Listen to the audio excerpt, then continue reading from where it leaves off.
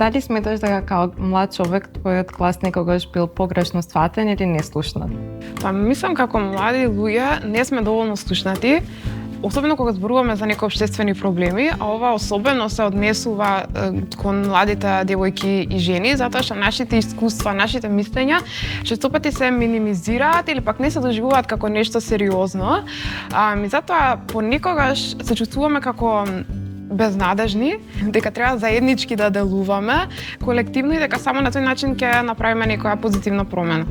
Каков наратив и каков разговор смислаш дека недостасуваат во нашето општество? Па недостасува искрени меѓусебен разговор, што ќе не води кон креирање на заеднички иницијативи, додека од другата страна недостасува наратив кој ние самите ќе го креираме и повеќе ќе се фокусира на нашите заеднички точки отколку на нашите разлики.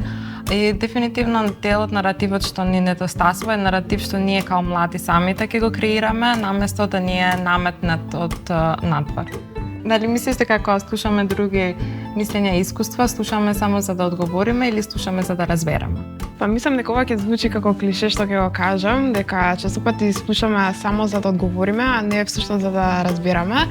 И ова е особено кај нас во нашето општество кое што е поделено и поларизирано.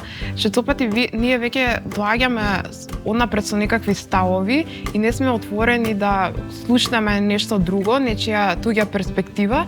И затоа мислам важно е да кога слушаме да навистина да го слушнеме другиот што има да каже, дури да не се согласуваме со него.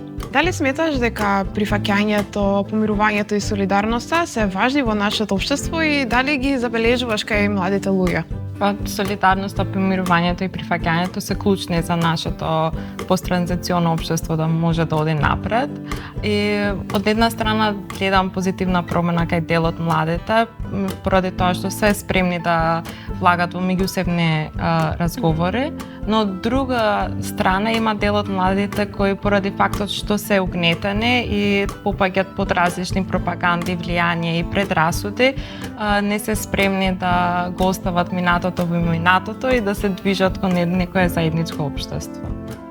Кои сметаш дека се најголемите предизвици за младите денес? Сметам дека тоа се економската несигурност и таа безнадежност која што ја чувствуваме како млади луѓе, дека нашиот глас не е доволно слушнат. Исто така недостасуваат и простори каде што ќе може млади луѓе од различни заедници да се сретнат, да ги споделат своите мислења, своите искуства, да градат солидарност и да градат заедничка иднина.